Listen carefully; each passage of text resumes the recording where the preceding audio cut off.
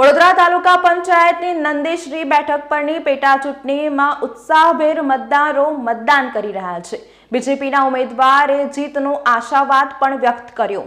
વડોદરા જિલ્લામાં સ્થાનિક સ્વરાજ્યની ચૂંટણીને લઈને રાજકીય પક્ષોમાં પ્રચાર પ્રસાર એડી ચોટીનું જોર જોવા મળ્યું હતું। આજરોજ 16મી ફેબ્રુઆરી રવિવારના રોજ તાલુકા પંચાયતની કોયલી નંદેશ્રી બેઠક ઉપર પેટા ચૂંટણી યોજાઈ હતી। વડોદરા જિલ્લા વહીવટીતંત્ર દ્વારા આ ચૂંટણી પ્રક્રિયામાં શાંતિપૂર્ણ માહોલમાં યોજાય તે માટેની તમામ તૈયારીઓ કરવામાં આવી હતી। પોલીસ તંત્ર દ્વારા પણ મતદાન શાંતિપૂર્ણ માહોલમાં અને સલામતીના અહેસાસ સાથે મતદારો મતદાન કરી શકે તેવી વ્યવસ્થા કરવામાં આવી હતી। પોલીસ અધિકારીઓ દ્વારા જે સંદર્ભે જણાવવામાં આવ્યું હતું કે નંદેશ્રી 15 તાલુકા પંચાયતમાં નંદેશ્રી, દામાપુરા, રૂપાપુરાનો સમાવેશ થાય છે। 9 બૂથો આવેલા છે, 6 પોલીસ સ્ટેશન છે। સવારથી જ મતદાન થઈ રહ્યું છે। શાંતિ સલામતીના અહેસાસ સાથે મતદારો મતદાન કરી રહ્યા છે। પોલીસ સ્ટેશનનો સ્ટાફ પણ સ્થળ ઉપર હાજર છે, સાથે જ SRPની હાફ ટુકડી પણ મૂકેલી છે। મેડિકલની ટીમ પણ હાજર છે। આંગણવાડીની બહેલો વિકટ ચાઇલ્ડ સાથે ઉપસ્થિત રહી છે। નંદેશ્રી 15 નંબર તાલુકા પંચાયતની આ સીટ છે। એમાં નંદેશ્રી, દામાપુરા, રઢિયાપુરા અને રૂપાપુરા આ 4 ગામોનો સમાવેશ થાય છે। એમાં 9 બૂથો છે અને 6 પોલિંગ સ્ટેશન્સ છે। સવારથી જ 7 વાગ્યાથી ખૂબ જ ધીમી પરંતુ મક્કમ ગતિએ લોકો આવી રહ્યા છે। શાંતિ અને સલામતીના અહેસાસ સાથે નિષ્પક્ષ રીતે લોકો વોટિંગ કરી રહ્યા છે। આપ જોઈ શકો છો એમ અહીંયા પોલીસનો પૂરતા પ્રમાણમાં બંદોબસ્ત છે। જ્યાં ક્રિટિકલ પોલીસ સ્ટેશન છે ત્યાં SRPનું હાફ સેક્શન્સ એક્સ્ટ્રા મૂકેલ છે, એક્સ્ટ્રા ફોર્સ રાખેલ છે। એ સિવાય મેડિકલની ટીમ અહીંયા હાજર છે। કોઈ પણ મતદારોને કોઈક શારીરિક તકલીફ અચાનક થઈ જતી હોય તો એના માટે પણ વહીવટીતંત્રની વ્યવસ્થા ગોઠવેલી છે। એ સિવાય બી આંગણવાડીની બહેનો અહીંયા રાખેલી છે કે જે વ્હીલચેર સાથે છે, જે મેડિકલ ટીમની સાથે રહીને જે ઉંમરલાયક લોકો છે, જે ચાલી નથી શકતા એવા લોકોને મતદાન સ્ટેશન સુધી લઈ જઈ અને સલામતીની વ્યવસ્થા સાથે એમને વોટિંગ કરાવીએ છીએ। પોલીસનું એક ચોક્કસ પ્લાન હોય છે। એ પ્લાન મુજબ જરૂરિયાત મુજબનો ફોર્સ ગોઠવવામાં ઓલરેડી આવેલો જ છે।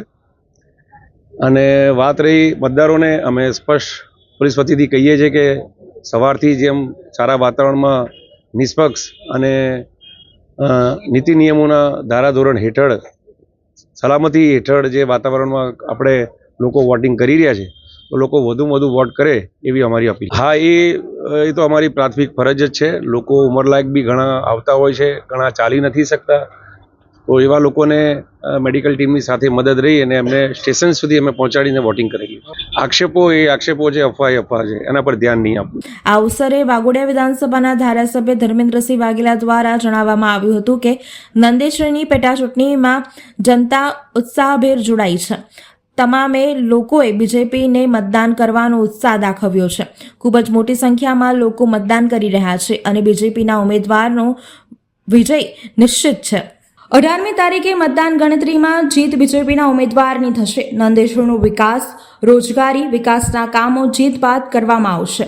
અગાઉના ચૂંટાયેલ વ્યક્તિની હાજરી ન હોવાથી સસ્પેન્ડ કરાયા તેવી વ્યક્તિને નંદેશ્વરની પ્રજા સ્વીકારશે નહીં। આ એક જનતાનો આપ જોઈ રહ્યા છો કે ચૂંટણી પ્રત્યેનો લોકશાહીના પર્વની ઉજવણીની અંદર જનતા ઉત્સાહભેર જોડાઈ રહી છે।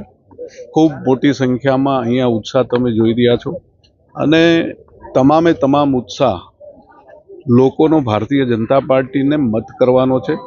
ખૂબ મોટી સંખ્યામાં લોકો સવારથી અહીંયા હાજર રહીને ભારતીય જનતા પાર્ટીને મત આપીને ભારતીય જનતા પાર્ટીના ઉમેદવારને ભવ્ય મતોથી વિજય બનાવવાનો આ નંદેશ્રી, રૂપાપુરા, દામાપુરા, રઢિયાપુરાએ એક સંકલ્પ લીધેલો છે અને એ સંકલ્પ એમનો 18 તારીખે પૂરો થવાનો છે। પ્રમુખ મુદ્દાઓમાં તો એવા છે કે નંદેશ્રીનો વિકાસ, યુવાનોને રોજગારી, વિકાસના જે કંઈ કામો, જે ઉમેદવાર પોતે ક્યારેય કોંગ્રેસના ઉમેદવારે આ વિસ્તારના કોઈ મુદ્દા લઈને ક્યારેય તાલુકા પંચાયતની મિટિંગની અંદર હાજરી નહીં આપીને, એક પણ વખતની હાજરી નહીં હોવાથી એને સસ્પેન્ડ કરવામાં આવ્યા।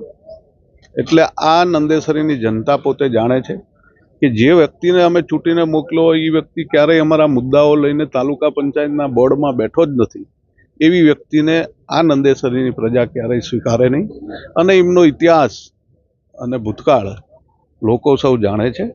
એટલે ક્યારેય આવા વ્યક્તિને કોઈ મત આપે નહીં. અને ભારતીય જનતા પાર્ટીની અંદર આપણા દેશના વડાપ્રધાન નરેન્દ્ર મોદી સાહેબ અને ભૂપેન્દ્ર પટેલ સાહેબની ડબલ એન્જિનની સરકાર આટલા સારા વિકાસના કામો કરતી હોય ત્યારે કોઈ પણ પ્રકારની ભારતીય જનતા પાર્ટીની જીત માટે કોઈ મહેનત કરવા જેવું મને દેખાતું નથી. કાર્યકર્તાઓની ખૂબ સારી મહેનત છે અને આ ઉત્સાહ કાર્યકર્તાઓના લીધે જ છે. આખા ગુજરાતમાં 50% ઉપર તો ભારતીય જનતા પાર્ટીની સીટો બિનહરીફ થઈ ગઈ છે. એ જ દેખાડે છે કે કોંગ્રેસનું ક્યાંય દૂર દૂર સુધી કે બીજી કોઈ પાર્ટીનું કોઈ નેતૃત્વ નથી અને લોકોને એમના ઉપર વિશ્વાસ નથી. ત્યારે જ્યારે કોઈ ઉમેદવાર ઊભા ના રહી શકતા હોય એના ઉપરથી જ આપણને ખ્યાલ આવે છે કે ભારતીય જનતા પાર્ટીની લોકચાહના કેટલી મોટી. નંદીશ્રી 15 તાલુકા પંચાયતની બેઠક પરથી બીજેપીના ઉમેદવાર દ્વારા પોતાની જીતનો આશાવાદ વ્યક્ત કરાયો હતો. પાણી, રોડ, રસ્તા સહિતના પ્રજાના પ્રશ્નોને પ્રાથમિકતા આપવામાં આવશે તેમ તેમણે જણાવ્યું હતું. 1000થી 1200 મતોની લીડ સાથે પોતાની જીતનો તેમણે આશાવાદ વ્યક્ત કર્યો હતો. મેં ભારતીય જનતા પાર્ટીમાં 15 તાલુકા પંચાયત નંદેશ્રીની પેટા ચૂંટણીમાં ઉમેદવારી નોંધાવી છે અને સારામાં સારું વોટિંગ થઈ રહ્યું છે અને મને જીતનો પૂરેપૂરો વિશ્વાસ છે અને નંદેશ્રીની જનતા પર પણ પૂરેપૂરો વિશ્વાસ છે. કઈ રીતે જુઓ છે? કારણ કે જે કોંગ્રેસના ઉમેદવાર છે, બાપુ છે, આ પણ કઈ રીતે જુઓ છો? મને ભાજપ સરકારના જે વિકાસના કામો છે એને ધ્યાનમાં લઈને મને પૂરેપૂરો વિશ્વાસ છે જનતા પર કે મને એ લોકો વોટ આપીને કયા મુદ્દાઓ રહેશે તમારા? મારા પાણીના પ્રશ્નો છે, રોડ રસ્તાના પ્રશ્નો છે, એ મુદ્દા મારા રહેશે. કેટલા વોટથી જીતશો? હું મારી 1000-1200ની વોટથી લીડ મારીશું. વિરોધીઓ તમને હરાવવા માટેના ખૂબ પ્રયત્ન વિરોધીઓ હરાવવાનો જોર કરશે પણ ભાજપ સરકારના જે વિકાસનું કામ છે તેને લઈને જનતા પર મને પૂરેપૂરો વિશ્વાસ છે. ઔદ્યોગિક વસાહત છે નંદેસરીમાં. આમ તો ઉદ્યોગોનું સામ્રાજ્ય છે. ક્યાંક ને ક્યાંક નંદેસરીની આસપાસના યુવાનો બેરોજગાર હોવાની રાવ પણ પડી રહી છે.